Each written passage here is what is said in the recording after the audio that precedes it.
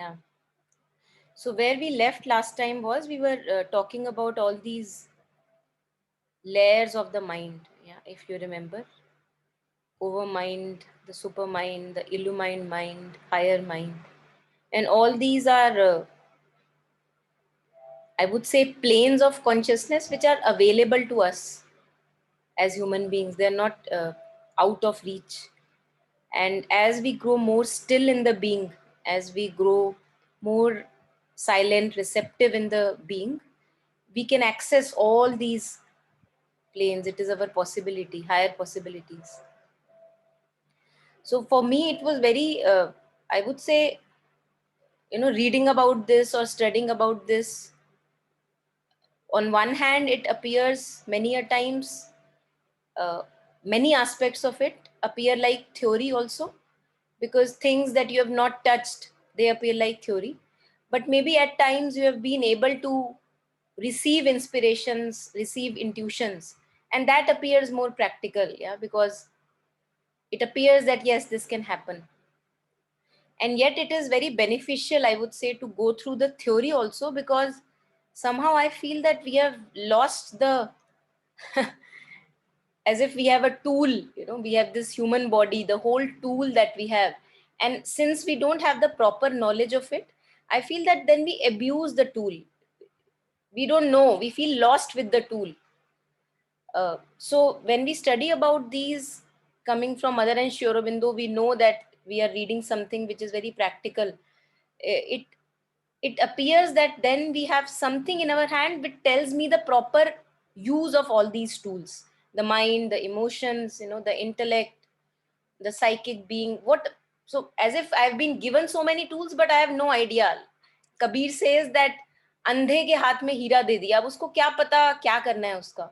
So he refers to us human beings, that we have been given such a beautiful instrument, but somehow we are clueless on what to do about it, how to go about it.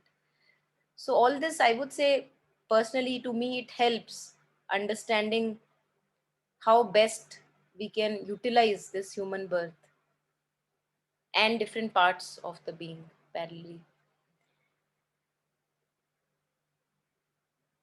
Yeah, so this is where we ended, and now I thought I'll just again furthering into mental education only. We are talking at the level of the mind right now. The next tool that we will cover will be the vital, the emotions. Then after that, maybe the psychic education, and the education of the body. So yeah, any sharing, any reflection until here, or shall we start with the new?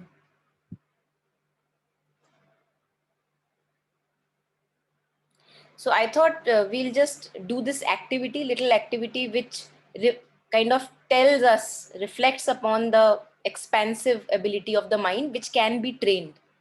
So I will just, if all of you are attentive right now, if Jasmine, Shweta, Birenji, what we'll do is you close your eyes, I'll tell you a scene, and then one by one, I'll ask each one of you to recall that scene exactly how I told you. Yeah. So, yeah, just close your eyes and okay, Nehal is also there. Okay. So, just close your eyes, relax, and just go with me as I am speaking. Go with the flow. So, there is this huge park. In the park, there are two trees. On the left, there is a banana tree, and on the right, there is mango tree. On the mango tree, there are many mangoes hanging, and towards the roots of the tree, the mango tree, there is a squirrel eating a nut. And the grass there is very green, very bushy. Yeah? So I've just shared this small scene with you. Would anyone recollect what all I shared? Yeah. I'll So go first. basically, okay. Carry on, carry on. Sorry. Can Yeah, you hear me? yes, Jasmine, go ahead. I'm going first because I'm just doing something. So I sat down for 5 minutes. Go ahead. Otherwise, I'm walking and listening. Uh, okay, now I forgot to see. Sorry. So there's a there's a park, big park with two trees. Um, I'm visualizing there's a small mango tree on the right and banana tree on the left. And what else was there? Squirrel is there on the grass. That's it. Sorry, I'm making breakfast for my son. Yeah, yeah. So I keep Anything thank more? you. Anything more? I think that's it. No, okay, thank ठीक है. Thank you, Jasmine. Okay. So who wants to go next? Maybe Birenji Yeah. wants to go next. Yeah. So basically, you said that, there's a park, there are two trees on that. There's a mango tree to the left, and there's a banana tree to the left.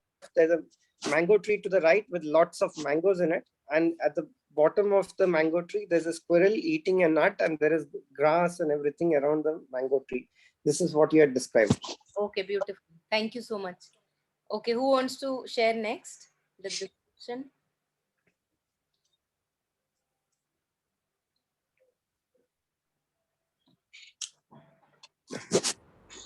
Maybe I can repeat it. It's Yeah, all covered. yes, Shweta. Yeah, so there is a park, and there are two trees in the park. On the left side, there is a banana tree. On the right side, there's a mango tree. The mango tree has many mangoes, and beneath the tree, there's a squirrel, and who's eating a nut, and the grass over there is lush green. Beautiful, beautiful. So I think maybe too little a challenge for all of you. So I just wanted to start with a small one. Let's go into a deeper one. Okay. So again, close your eyes. I'll expand the scene a bit. Okay, just making it difficult for us to recall, because this is how we kind of extend our capacity. Okay, so again, close your eyes. Yeah, there is a huge garden, and there is a pond in the garden. There are 5 white swans on the pond there. 5 white swans with 10 little children. Hmm? On the right side of the pond, there are 3 benches, green colored benches. On the left side of the pond, there are 10 children playing football in orange t-shirts. Okay, so yeah, who wants to go first? So I'll try. Yes. There's a garden, and in the garden there's a pond. The pond has 5 swans and 10 children. On the left side of the pond, there are 5 benches, and they are green color. And on the right side of the pond, there are I forgot the number of benches, but there are 10 children and playing in orange t-shirts. That's what I remember. Okay, थोड़ा सा इधर उधर हुआ है, but thank you, Shweta. Who wants to go next? Yeah, I can again try. So, Okay. so basically, there's a huge garden. There's a pond in that with 5 swans and 10 children. There are, 3 desks on the benches on the right side. 3 benches on the right side, basically with I don't recall who's on the benches now, but on the left side there were 10 children playing football with orange sweaters, basically. Okay, pretty close. Yeah, thank you. Nehal, yeah. So only 1 point left. The 3 Yeah. benches were green in color. Green in color, yeah. Great. And there was no one sitting on the benches. Yes. So this is fun, this is very interesting, because it just tells us that if we are silent and receptive, we can recall a lot. We can recall the exact colors, the exact description can be recalled. And the more still we are in the being, the more the capacity of recall. And mother talks about this, that she says one is the active mind recalling, and the other is this witnessing consciousness recalling. So if I am very receptive, very silent, then I access that witnessing consciousness which sees it all, which hears it all. Yeah. So again, I was really very uh, intrigued by. So first time when I heard this exercise, this was in my kids take this abacus class, mathematics, and there they, for just like for exercising of the muscles, they asked children to recall the scene. So it was very, very interesting for me to recall the scene when I attended the class. Yeah. Okay, so let's go further, deeper into this. Mental education, again, above words of Mother and Sri Aurobindo. So Mother says that this capacity of concentration and attention is very important to develop, cultivate this capacity of concentration and attention. And she says the value of individual is proportionate to the value of his attention. The more attentive I can be at will, the more as a human, kind of, it gives me value. Not that to show everyone, just in within me, I feel good about it. And then she says that even if you look at the spiritual path, on the spiritual path there is nothing that can avoid this power of penetrating power of concentration. And at one point, if I am remembering correctly, she says that in 3 days you can have an absolute union with the divine with this unwavering concentration if you have. But the thing is that the minds that we have are so dispersive in nature, here and there and here and there. That's why we call it the monkey minds. That uh, it actually needs a lot of discipline to concentrate and focus on one thing, whatever we are after. Yeah. And then talking about children, she says that what most impedes mental progress in children and also in adults, I would say, is constant dispersion of their thoughts, here and there and here and there. Their thoughts flutter hither and thither like butterflies, and they have to make a great effort to fix them. Yet, this capacity is latent in them. If you succeed in arousing their interest, they are capable of great deal of attention. So we have seen with little children, whoever has been exposed to little children, that the moment you have something very absorbing for them, which involves all their capacities, skills. For example, little children love to play with sand or clay, this keychain kind of mixing up things. So if you provide them with such material, then they don't have any issue with attention. Then they'll be very absorbed.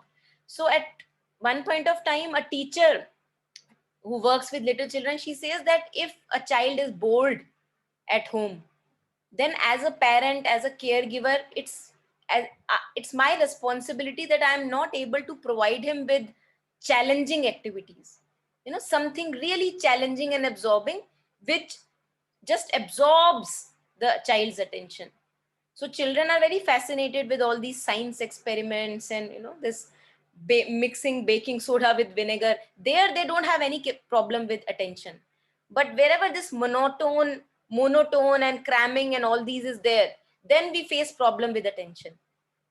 And she says that this cramming is for the unhealthy minds. So it's good that kids are wanting to run away from cramming and just mugging up things, because they don't want to, they want to learn experientially. I think that also is nowadays part of many schools curriculum. Everything has to be made experiential so that the child is absorbed and learning well. Yeah. And then these beautiful lines, mother says that to love to learn is the most precious gift that one can give to a child. To love to learn always and everywhere. And also as adults, I think if we have this learning attitude, even at ages like 80, 90, 60, whatever, doesn't matter, just this learning attitude, I think with that we stay forever childlike and young. So it helps us in our own journey. We are joyous, we are learning, we are happy. Hmm? So all happenings in my life may be constantly renewed opportunities for learning more and always more. Many a times as adults, whenever we fall into this pattern that I know enough and now it's the child's turn to learn, I think there where we try to, then we become stagnated. We don't feel good about it. Yeah, then she talks about again development of mental faculties to attention and concentration should be added observation.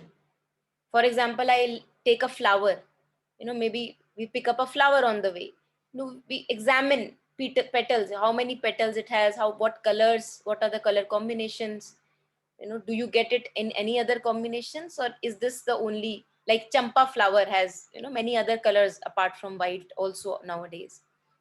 So observation, precise recording, and faithfulness of memory, what we were just experimenting with, faithfulness of memory.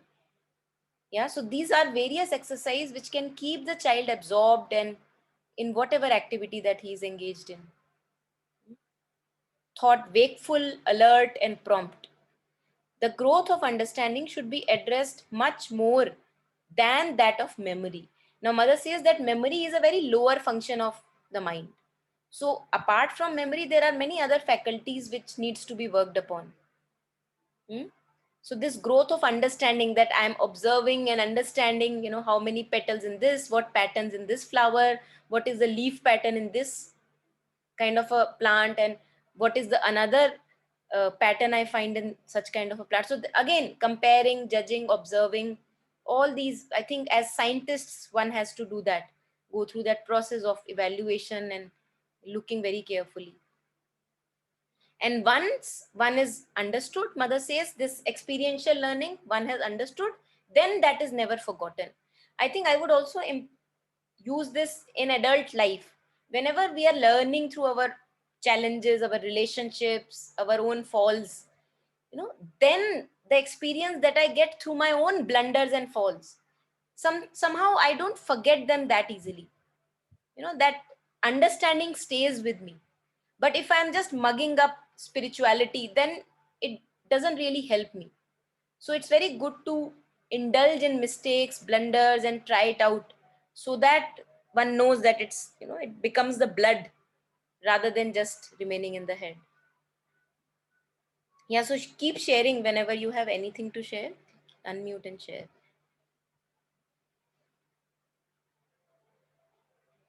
Yeah, and then this is what I was sharing, that she says that to develop our memory is very helpful, but it is important to remember that consciousness, this witnessing aspect of consciousness, is a much higher a memory than the mechanical brain memory. So if I can be absolutely silent in my being, the recall that I would have will be through this witnessing aspect of the higher memory, rather than this active memory that is there, which is limited. It is there, it can be expanded, but still it has its own limits. While nothing escapes the eye of witnessing consciousness. Even when I was drunk, the things I have observed are impressed upon in the memory, conscious, in the consciousness.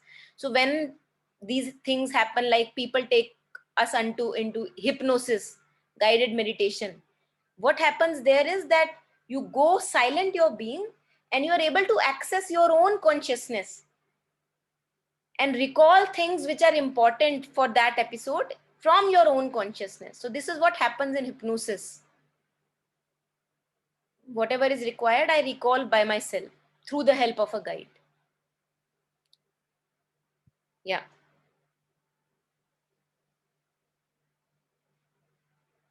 So outside the mental memory, which is defective, again, we were talking about that it has limits. There are states of consciousness, and each state of consciousness in which one happens to register the phenomenon of that moment, whatever that may be, If your consciousness remains limpid, wide, and strong, you can at any moment, by concentrating, call into the active consciousness or active memory what you did, thought, saw, observed at any time before. And this is so powerful. This is what is made use in past life regressions. People who go through past life regressions, what is the therapist doing? So the therapist has the skill or the tool or the talent that he takes you into this deep guided meditative state where you yourself recall your past life, whatever life is concerned at the moment. Yeah. So this is very powerful.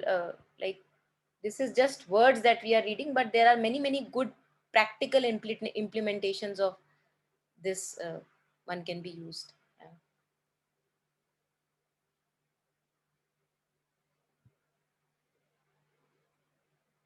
So if you don't want to forget it, it must be in your consciousness and not your mental memory.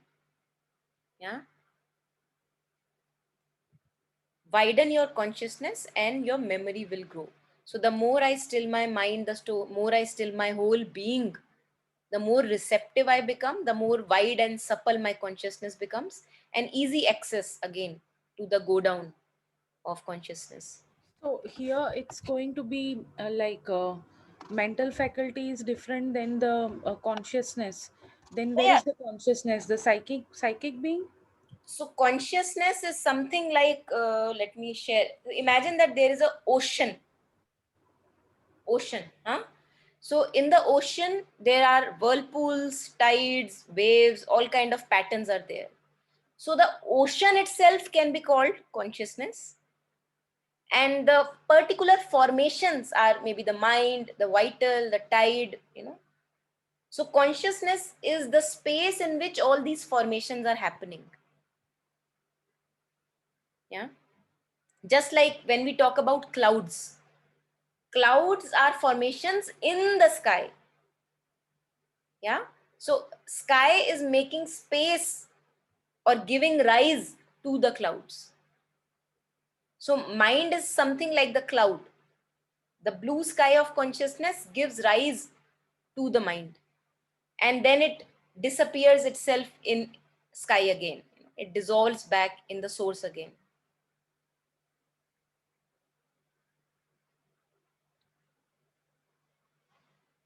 Yeah, so furthering on the faculty of observation, again, Mother talks about refinement of senses. And this, wherever for kids, these techniques are used for children, in alternative schools. We see all this in practice, in all this in action. So Mother says that we notice some things and ignore others. Even of what we notice, we observe very little. Through the senses, touch, taste, smell, etc., telling nature and properties and observing well. So this is how we should use our senses well. That exact taste, exact smell, to be able to differentiate the smell, not fooled by just appearances. So if two things are brown, you must recall what is the texture of the brown they have, what is the fragrance they have, how smooth is the texture, is there any other tinge of brown along with purple, maybe another red. So today I was I was giving my kids bread, and on bread there was this chocolate butter. So there was one chocolate butter that they already had and they liked it, and it had a purple character to it, brown but purple. Now today the butter that I gave them, it was something different. So I was just trying to like ask, kind of observe them whether they notice it or not. So I gave them the bread and they note. So they asked me that, is it the same chocolate butter that we had? And I said maybe it's the same. And then one of the child, he noticed that it's not the same because that had a purple character to it, and it looked different, it looked shiny. So these observations, usually our mind is so busy in other dramas that we are not available to these observations. So if I can be aware of the texture, the smell, the sound, all these senses can really make our refinement possible. Mother talks about not shunning the senses away, refinement of the senses. Yeah. So here she talks about the exact glow of the flower, the exact shade, precise intensity of the scent, the curve, the design. So whatever you are observing, observe it really well, and then see that where you are stopping, and then again observe it pretty well, again observe it pretty well. Yeah. So I remember in one of the courses that we did, we were given a cushion, and on the cushion there were some designs. So we were asked to close our eyes, first look at the cushion, look at it very beautifully, take your time, look at the whole design of the cushion, and then close your eyes and then recall what was the pattern. Then you open your eyes and then you see what all you missed in the recall. So this slowly we cross our thresholds and refine our recall, the observation, what was the texture, what was the color, and we will see that often we miss things. Yeah, and then we slowly can become better and better.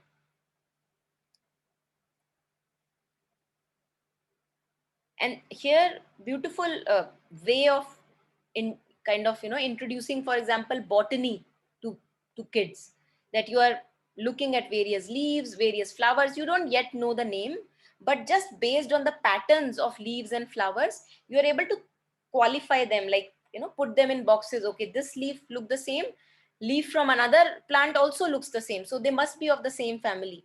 So this is how we practically categorize, and later on one can uh, also know the scientific names, but that comes later. So not initially putting on the names, rather than names coming later, and categorization and practical things happening first. And just like this one can observe, she says, stars, earth, stones, insects, animals. So all this can be used for refinement of observation, refinement of understanding, judgment, senses. Hmm? And this is also very involving for the student, because he's himself going, picking up the flowers, picking up the leaves, understanding them, looking at them, rather than just mugging. Yeah, because this is how we learned botany or zoology, and it was very boring. I remember, although I loved biology, but all that I did mostly was just mugging up biology. The practical aspect was very rare or very little. And then we see that after years we have forgotten everything. Rarely a few of things remain with us. Yeah, and again, talking about mental faculties, faculty of judgment, to how to judge right. So she says, at every step, the boy will have to decide what is the right idea, right measurement, appreciation of color, sound, scent, and what is wrong, to see what is the discord. At first, many errors will be made, but the learner should be taught to trust his judgment without being attached to the results. So imagine that I have 10 kinds of leaves and I have to sort them into categories. So at times I will fail to exactly judge the pattern, and maybe put into categories which are not really one family. So in the beginning I will fail, do errors, but it's okay. Then I will learn better and better through observation. Soon judgment will respond to the calls made on it, clear itself of all errors, and begin to judge correctly and minutely. Hmm? The best way to compare his judgments with those of others, just like we were sharing, that who is recalling what. So I'm also comparing, okay, this is what I missed. Somebody told the orange shirt, but I missed the orange shirt. So you compare yourself with the other and you see what you missed very objectively, like not taking it on your self-worth, but very, very objectively, like a scientist. But like this judgment is no this sense of judgment has some facts available, so maybe they can compare. But what, like, this is the same faculty of judgment which the child uses when they have to work in some abstract condition, The like if there is a faculty of situation. judgment is the same, because see, what is judgment, Nehal? You are looking at the facts and you are judging what is the plan of action. But So like how if like there are situations where you may not be aware of the facts, enough facts, and the child or the person needs to do the judgment. Now here the person can do it because you have the objects available and you have a comparison possible. But what about those kind of situations, how the faculty then works? Beautiful. I think that's a beautiful question. Before I go, I would like reflections from anyone. Yeah, Shweta, please.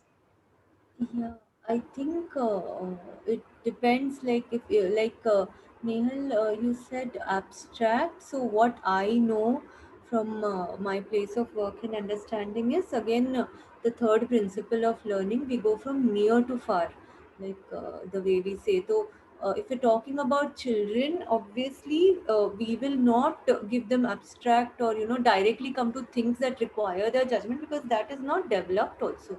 So we always go from what is near, and things that they can perceive, touch, feel, their immediate surrounding. And this judgment also grows gradually. So as they grow up, as we all grow up, so like it is a training, right? So we first do things with our environment and things that are available, tactile, or which you can observe, and then maybe we can move to abstract things. That is what I feel. Yeah, beautiful. Yeah, anyone else? So I think, Nehal, you are asking about when we are adults, as adults, we need to have judgments. How to make sure that you have looked well at all the facts, because many facts would be missing from the picture, and make the judgment on that basis. Yeah. Yeah. Yeah. So this actually would involve another faculty, which would not be just reasoning and judgment, which would be related to the psychic. Okay. Yeah, because I So think this is, don't we, like, there must be something which even children when we are growing, as it must be developing, no? So it is never going to be like only from one angle, faculty of judgment only works or imagination only works. Usually everything comes together. yeah, yeah, It's for common for everybody, whether it's a child or it's going to be an adult. It can't be one single viewpoint. yes, yes, yes, absolutely. Actually, to be fail proof, it is said in text, matlab, whatever I am studying, it appears to be that uh, always good to go with the voice of the psychic, and Okay. before the voice of the psychic is available, go with reason and rationality, go with objective analysis. And once you have the knowing of the psychic voice, or you have access, everybody has access to a greater or larger degree, then follow the voice of the psychic. Because if we just go by emotional, sentimentality, that always sways us.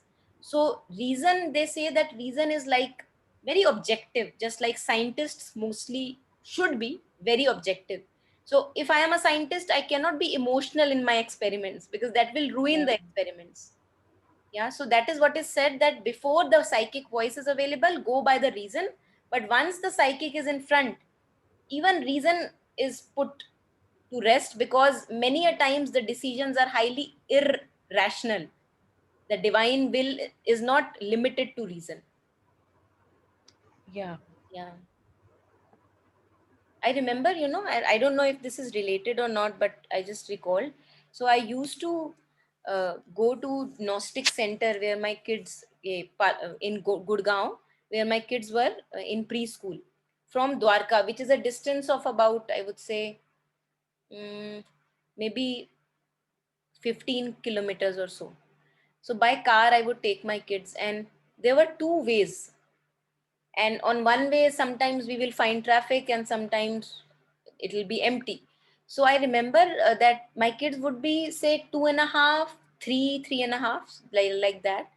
And always, whenever I have to take which way to go, I would ask one of the kids, okay, which way to go. And I remember that I never questioned that ye le ki nahi le. The moment they said, okay, today you take this way, and somehow it always worked for us, that that way was okay. But many a times when I followed my own rationality, I fell a prey to a lot of traffic and maybe jams at times. Yeah, I don't know this was related or not, but it was just coming that we have this inherent knowing within, which makes at times no sense. And if we can, we should follow it. But on that note, is it like that this feeling is more impulsive? Because I personally have seen many a times that when there is a decision to make, the first decision is something else, and then later on when you start thinking over and over, the things are going in a different direction, and then your decision might change. Now few people say that you shouldn't make a very fast decision, you should like wait and then think over and then do it. And sometimes it's like when you actually pick up that first one which clicked you, it really worked out. So it's a very tricky way of It's a tricky uh, thing. Yeah. Beautiful. I think that's really beautiful. Yeah. I think it does not have to really go in accordance with what comes first. Because if I go by just kind of recollection of my own experiences, it seems that when you are agitated, the very first impulsive decision that may be coming, maybe that's not the right way to go. So it's good then that I relax myself and think over it again, and then take the decision whatever is to come.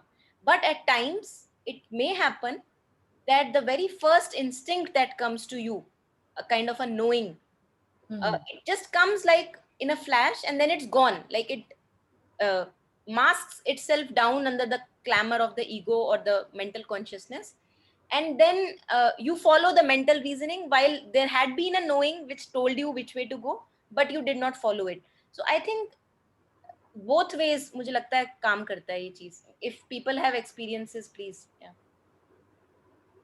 So I don't know if for everything, but largely, like I don't remember about any major decisions, but largely, what helps me is my body, how I feel in the body. So I go by that. If I'm feeling, if I have to really choose and, how I feel about my decisions, that helps me. If I'm feeling settled and calm, then I go by that. Yeah, that helps me.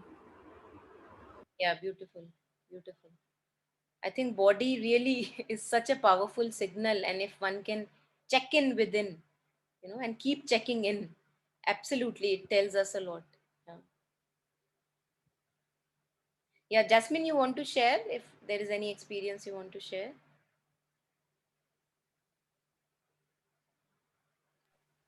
Uh, no, I just said what you said. I was going to say that. You said exactly that thing, that it doesn't come in accordance like a certain order, but you have to be in that state.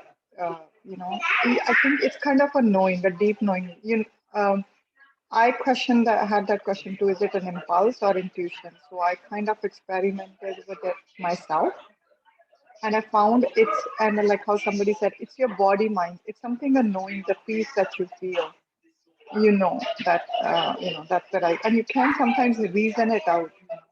It's just a deep knowing, and I think the conviction is there. Some level of conviction is there, and as you kind of develop it more, you sort of know. Like I said, I think mind is too limited to even kind of rationalize that sometimes. So that's it. Thank you. Yeah, yeah, beautiful. And another thing is that we only get to know all this about knowing inner voice or guidance only after we have failed a lot of times. I feel that, after I have failed a lot of times, not listened to the inner voice, although I had known it but not listened, only then slowly, So slowly, true. we So true. yeah. So so-called failures are not truly failures, I would say, because they make us more and more convinced what is the way to follow, or what is the way to go.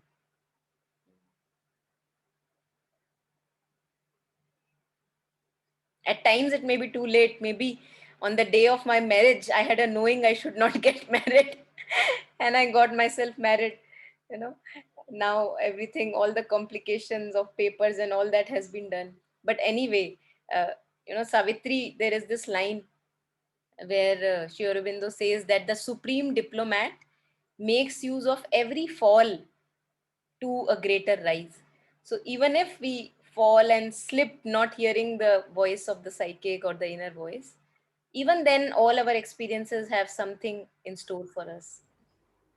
Yeah, actually, I was thinking of the same thing. Like, if I remember, like, okay, there was a voice and maybe I didn't listen to it. I don't feel that, anyway, I have learned and, anyway, I mean, I feel like it's just this way or that way, you arrive at where you want to, where you have to, where is what you meant to.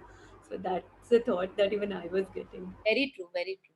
It's a win-win situation. If one is receptive, it's a win-win situation. And I would say even when one is not receptive, there is only one way. There is only one way. Yeah. So in the hindsight, you'll just feel ki, okay, I had this voice, but anyway, you feel ki, it's okay, like you are learning it. So it's okay. Yeah, like I don't look at it like, oh, failure तो नहीं लगता Failure मुझे. नहीं होता, हाँ. और अगर failure नाम से अगर उसको फेलियर बोल भी दो, it sees that it has a role in our journey, even if we call it a failure. Yeah, yeah, absolutely. Yeah, yeah.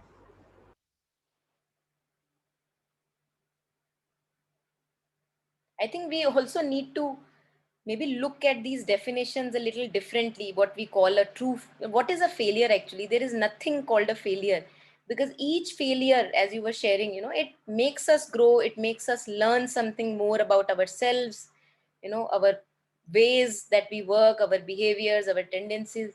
So, what truly can be a failure? Maybe there is nothing like a failure at all. Maybe it's in just definitions. In fact, doesn't it add to your faith, because like when you understand where it led to and that voice you didn't listen to, and you realize, oh my god, I had a voice, that did tell me this, so it just adds that Yeah, faith only. absolutely, absolutely. Beautiful. Yes, Jasmine, please go ahead.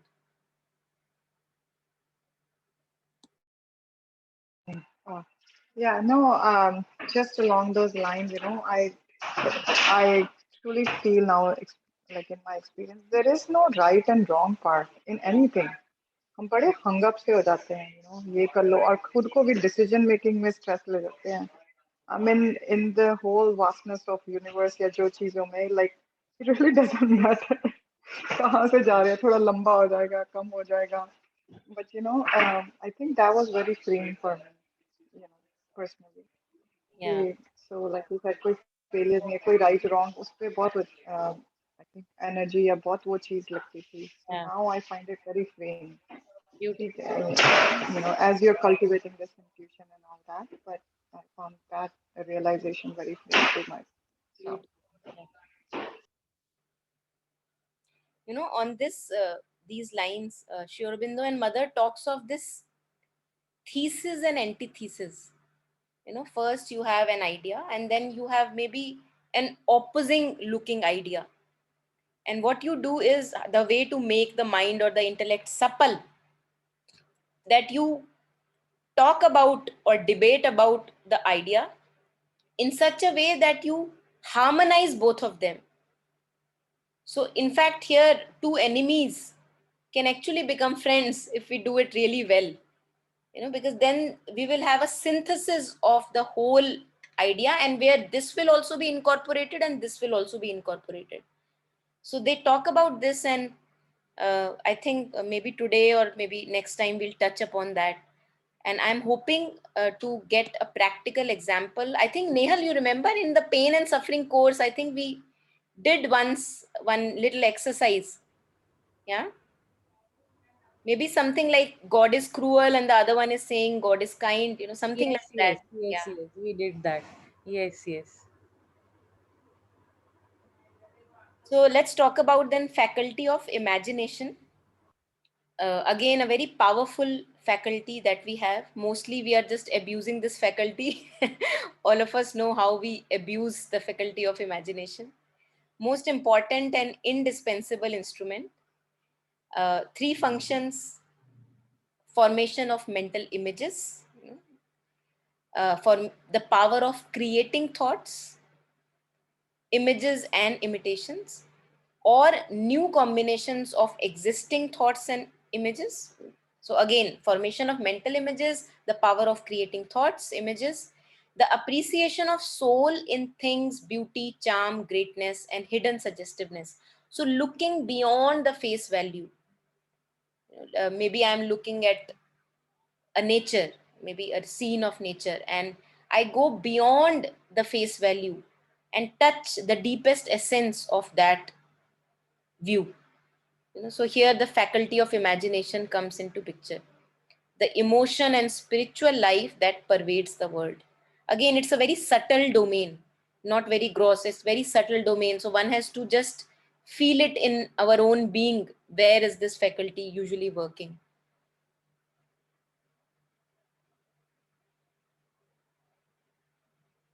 Yeah, here this is what I was sharing earlier, that the reign of reason must come to an end only with the advent of the psychic law, which manifests the divine will.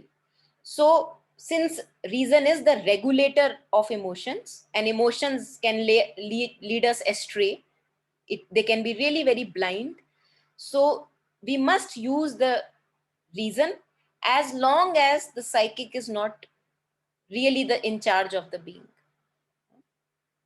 So I'll just ask one question Yeah. here, because there are certain mental diseases, disorders, like those people who are suffering from phobia, or maybe even in anxiety, and even with students having a stress of exam or something, that they imagine this whole situation to an extreme. Like, my paper is going to be very difficult and I won't be able to write, and it reaches to a very great extent, and it becomes out of control for them, and that actually then takes overcomes their whole of their being. So where does this faculty goes wrong? In which direction? Is it like also being supported by other aspects of our being, or it's just that it is we are not able to channelize it in a proper way? What happens actually at that level? Yeah, yeah, beautiful. Thank you for the question, Nehal. So, anyone who would like to share anything on this?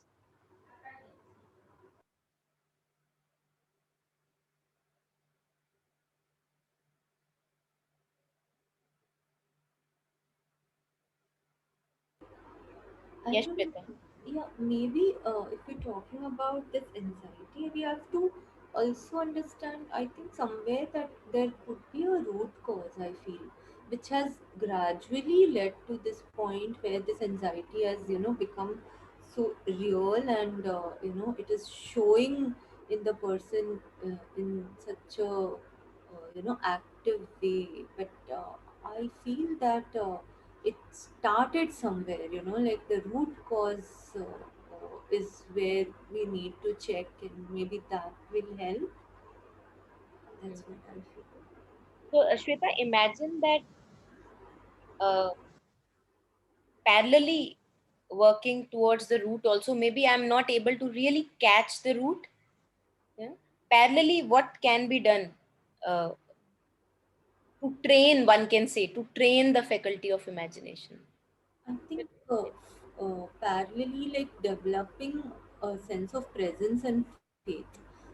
I that personally I feel, that could help. Like at that moment of anxiety, and also facing it, with each time, each time the intensity will get lesser and lesser and lesser, and maybe also if it's a very innate, or a very ancient part of your roots, then it will take a longer time.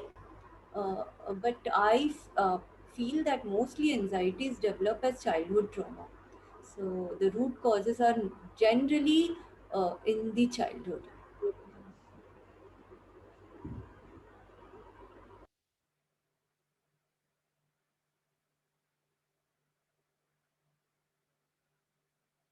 Yeah, Jasmine, you want to share now? Or yeah. Yeah. Sorry, can you repeat that question? I forgot. I just came out of another room. So Jasmine, Nehal was asking that this power of imagination, many a times it seems like it is abused when people develop these severe anxieties, or just imagine the worst possible that can happen. So she was just asking that what is the root cause, Why? what can be done in this aspect. Yeah, because I have had a lot of experience with this, because I used to volunteer with this people too. So, what I, from my understanding now, what I'm learning about mind and everything, I think, yes, like somebody mentioned, there is a root cause, but it's also learning about what we're learning, say, in this course about senses, mind, how it works, and emotions. It's like it's mismanagement of all this. That's how I look at it as the root of this. And I have seen people working even, there's one thing going, people go through therapy when they know better, they observe better, they kind of, they get that empowerment through the knowledge of, how our body works or how our mind works. So imagination has, it's almost like I call it, it's been, you know, it's almost, it's been disrupted, sorry, I can't think of the word. It's almost a hijack. The system is sort of hijacked with the Absolutely. external causes. So I think that's what happened. And but then there's mind and body part too. And that's why I'm curious about this course too. 'Cause I've seen sometimes it's in your mind, sometimes it's in your body. You know Yeah. how somebody mentioned that I check by how we feel, and I think body is a big part of it too. So that's where I think integral yoga, I'm hoping this by Mm. what we're doing course, that it really puts together. It's making sense for me too. Yeah. I've read a lot of other stuff that, it, we kind of look at the segregated parts in the real practical life. Because these people are treated as if mind is separate from the body.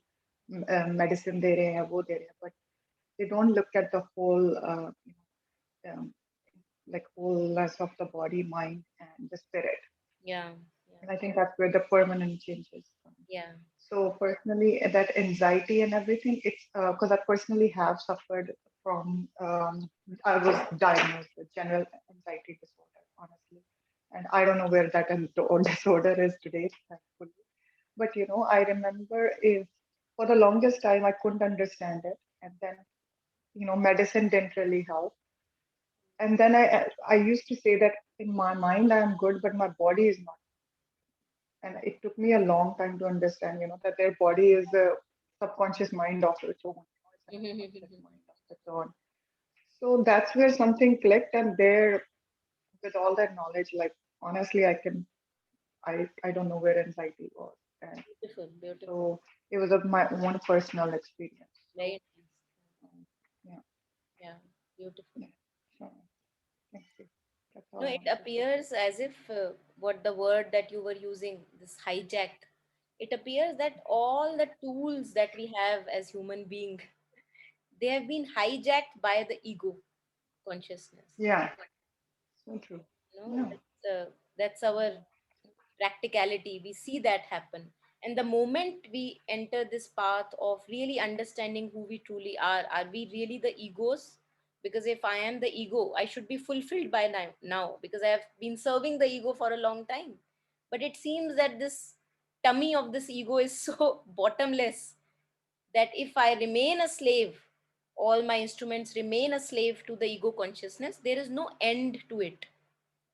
Yeah. And then slowly through our own sufferings, through our own experiences, we wake up to the truth that we have actually to let go of the ego for our own higher good, for our own good, and let the instruments, the mind, emotions, and the body be used by the divine consciousness or the psychic consciousness. I think that's the best use of human birth. And again, slowly, all through gradually our own experiences, falling down here, there, nothing is truly a failure. You know, all experiences the soul makes use of in order to progress and grow. Yeah. And once we are ready, then we have to allow this new consciousness to come. That's what Mother and Sri Aurobindo talk about, superhumanity or the supramental race or the newer race, which follows this divine principle by itself. So, ending of ignorance, ending of the ego consciousness, and development of this newer race in humanity. Yeah. I think it's becomes so important for an adult to know all this. And I think adult could know about it if somebody did it in his childhood. So it is such a cycle, because also the oneness of all of us, like this thing is so contagious, and if we don't have an adult who knows all this, you unknowingly pass it on to your children, and then it's such a vicious cycle which goes on, like uh, all this is so important, to be a conscious parent. It's so important, because sometimes you might just pass it in the womb, like if you are Yeah, an anxious person, absolutely. you give birth to, for no fault of that child, the child is anxious, anxiety just develops because you had an unconscious parent. So the process is so important that we just sometimes I feel it's a desperate need, like that, to wake up every, like as you understand better, you want others to understand it, because it's so important. But also everybody has their own journey, like तो वो भी ध्यान पे रखते हुए, but yeah, this should be basic, I feel. Yeah. Absolutely. More and more. Yeah. It is actually a pressing need, an urgent need, because if we do not wake up to our truth, then the halat that we have done of the earth, it is because of this unconsciousness and ignorance only. Because if I live as an ego consciousness, whether I am a parent or a corporate fellow or anything, I will abuse everything I touch. I cannot help it. So I will abuse the earth, I will abuse my relationships, I will abuse my own self. But if as and that's a pressing need, because since we are all interconnected, as you were sharing, that mother shares that even if you make overcome or conquer one little tendency in your own being, you actually make it for the whole of humanity. Imagine, such interconnectedness is there, such oneness is there. And that is why it's very urgent and pressing, what you were sharing, that we begin to make these changing at least in ourselves, so that the ripple also by effect, not that I want to make that ripple, but since I am working on myself and I am that one drop in that ocean, it will have its effect. It is not possible that it does not have the effect. Yes, yeah, as in how I personally understand and correct myself, I also keep seeking forgiveness for all my unconscious, actions while when I didn't understand. So parallelly, this just goes on, Yeah. I think.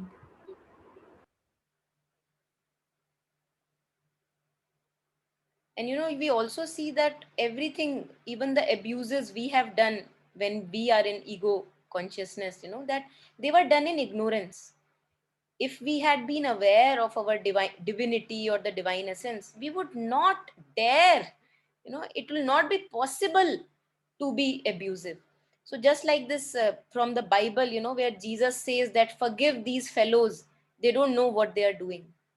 So this is what happens in the ego consciousness, that we are not really ourselves, as if we have been possessed, hijacked, as Jasmine was sharing, we have been hijacked, and the ego or the falsehood is running my life, and you know uh, abusing all the situations. So it is completely in ignorance that we do all the abuse, many times at a larger scale. Because if I am not ignorant, it is impossible to do this abuse either to myself or others. So it is an urgent need. And Kabir says, kyon sota ghanghor, why are you sleeping to your own self? Jag, abhi ke abhi jag. But to the sadhak on the path, he says, dhire dhire o mana. Dhire dhire o mana, dhire sab kuch hoye. So again, there is a paradox here, that for the one who is sleeping, he says, wake up right now, pressing need. But for the one who is already on the path, because he may be just very, very kind of excited that, oh my God, I have been on the path for 10 years. Why are things not happening? Why are things not? So to him, he says that धीरे धीरे आराम आराम से एक एक baby step ले लेके things change होंगी, because there are so many tendencies lurking here and there, and they need transformation, and it comes in time. that the transformation slowly happens. Yeah.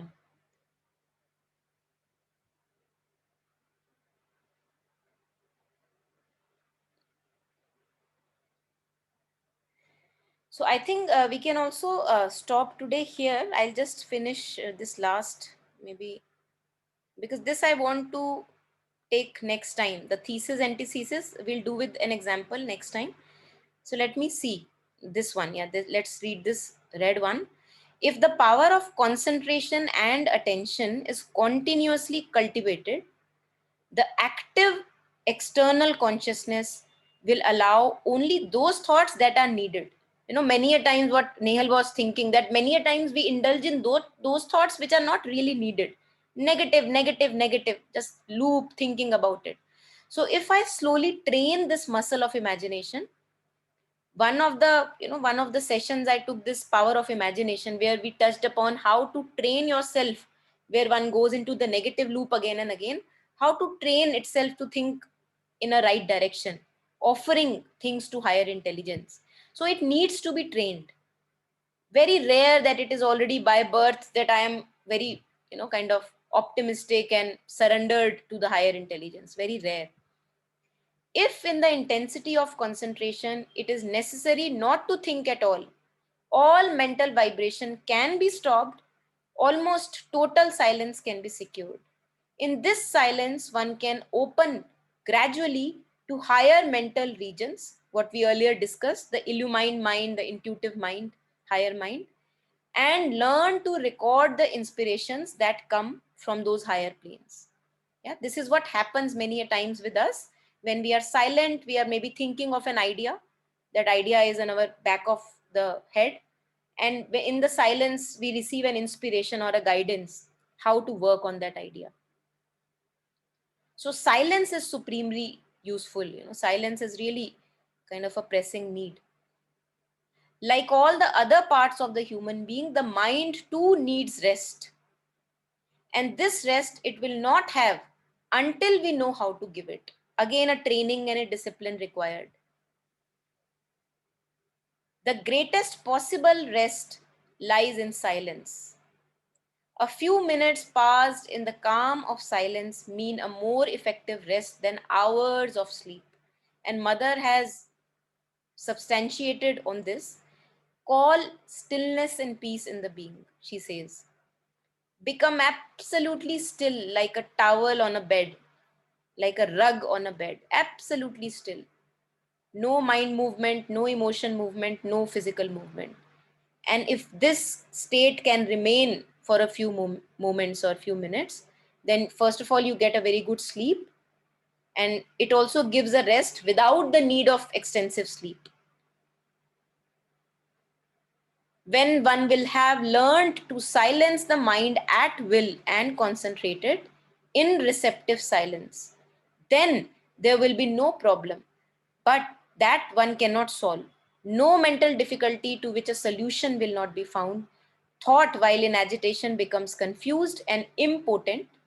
In an attentive tranquility or restfulness, the light can manifest itself and open new horizons to man's capacity. I think this is such a lived experience. Many a times, I remember that maybe I'm thinking of a particular idea that I'm thinking of, and I would just leave it while I'm sleeping and still the mind before going to bed. And in dreams, I will get up and write it down, whatever the inspirations are there. So it is very, very practically doable, achievable. So one has to just be open to experimenting with it. Yeah. So you open your question to the universe, you give your question to the universe, and you are waiting in stillness to receive the answer. And it comes, whatever guidance you have, you will receive. But this, I believe, this can be only done when we are not living through the ego consciousness, because the ego consciousness is always very restless, wanting to achieve, wanting to prove. So in that agitation, no silence can come. And hence it is very important for me to step back and know myself as the blue sky and not as the dark clouds which are passing here and there. just the stillness of this witnessing consciousness. Very good to step back again and again there. Yeah, so any last comments, any reflections?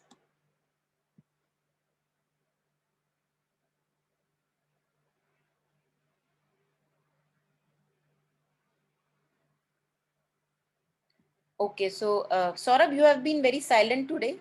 खाना वाना खाया आपने? Are you there? Yeah. Actually, I don't know. Some network problem हो सकता है. Am I audible? Yes, you're audible. अच्छा. So I'm in a public place, so इसलिए, but I've been silently observing the thoughts. Uh, Recently, I've realized I think I have a lot to reflect. I have a lot of queries, so Okay. enjoying the session silently. Great. Okay. ठीक है. Great. So let's end it here then. Yeah, enough things for rumination and to chew upon. And yeah, Birenji, please. No, just wanted to thank you. That's all. Because I am also trying to actually, through yoga and meditation, trying to actually silence the mind and bring it still. But it's too difficult. I keep at it, but through practice it gets better. But it's a never-ending journey, and I think one will have to go through that process to try and still it. That's my own personal experience, because I've been on this for the last 2 years now. Okay. So let us end. If people have time, I would maybe say a few words. Let us guidedly meditate for 2-3 minutes and relax into our stillness, and then we can end the session. Yeah. So those of us who want to leave, they can leave, and those of us who want to give it a try, they can stay and go through the process. Yeah. So just close your eyes. Let us close our eyes and yeah, just relax the breathing a little.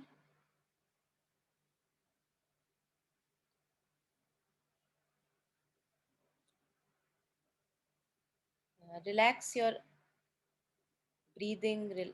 Come back to your body if possible. Come back. Bring your attention back in the body.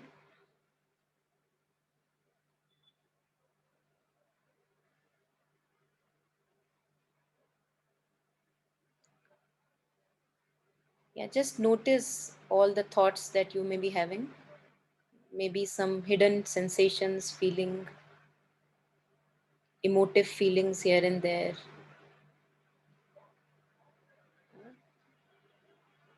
Any restlessness may be there. Any bodily pain, any discomfort, comfort may be there.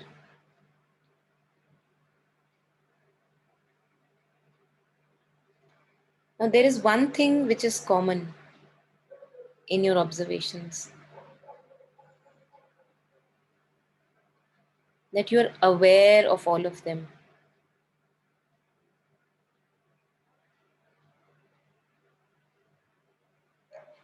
So, you're aware of the body, sensations,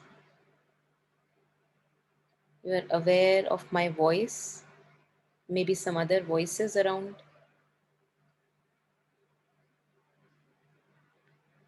You're aware of a few thoughts. You are aware of this story, maybe in the head, of the past, the future. And this awareness never goes away, it never leaves you.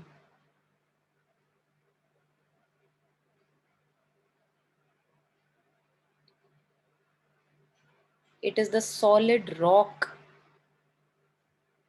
that is forever untouched and is standing by your side.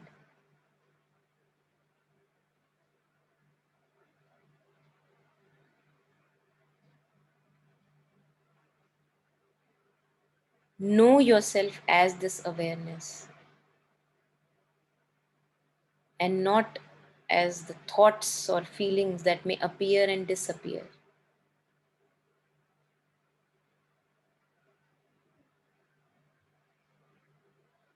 Know yourself as this awareness.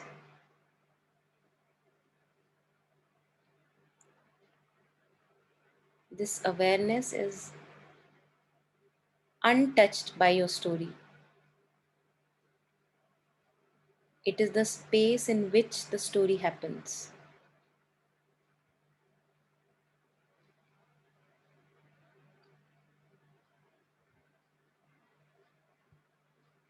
And when I know myself as this awareness, I am still.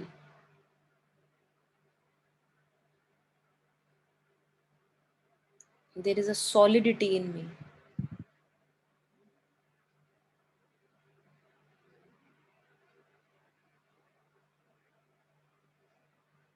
There is certitude, faith, solidity, rock like strength.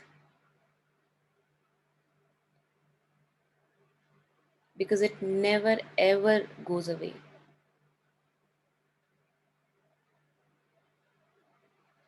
Know yourself as this.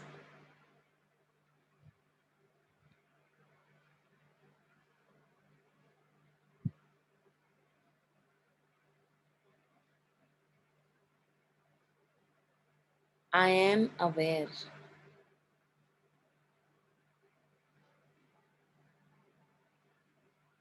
I am not Biren, not Monica, not Shweta, not Jasmine, not Nehal, not Saurabh, or maybe all of that. But before all of that, I am aware.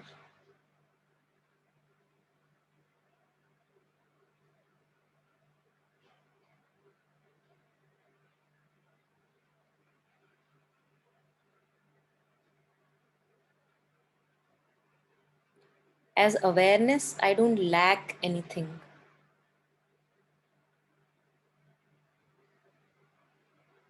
I'm full.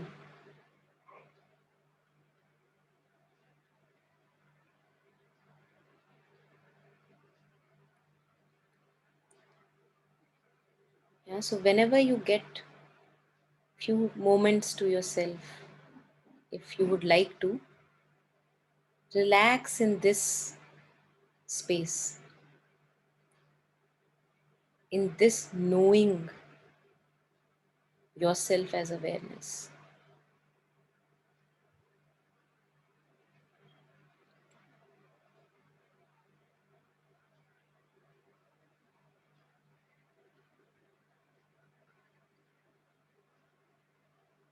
Yeah.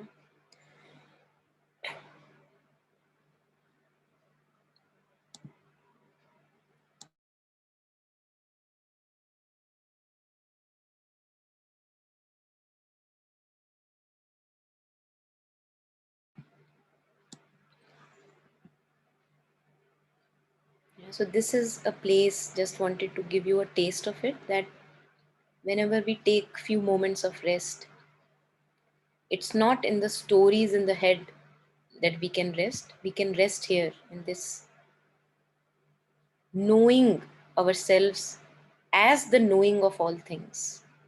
Everything I know because I'm aware.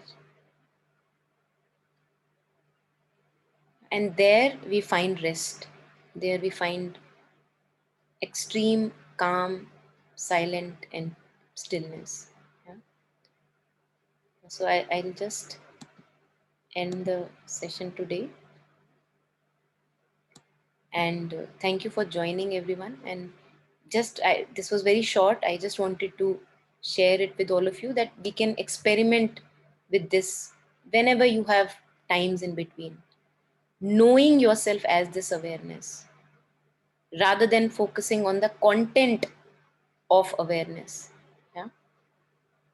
So thank you. Thanks everyone for joining, and thank you for sharing and reflecting together. Bye bye. Thank you. Thank you. Thank you. Bye bye.